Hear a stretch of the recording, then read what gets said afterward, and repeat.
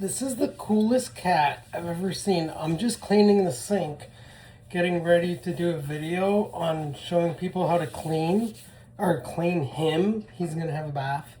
So he's just sitting here. Look at this. He's just watching. It is just so adorable. He's so fascinated.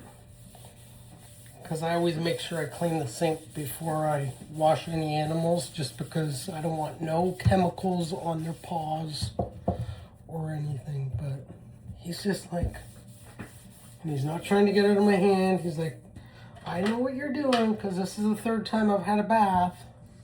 So he's all excited. And I turn the water on, he doesn't get scared.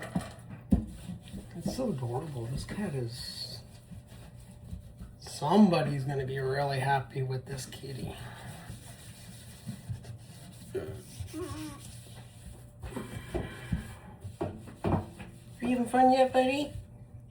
You're a good boy.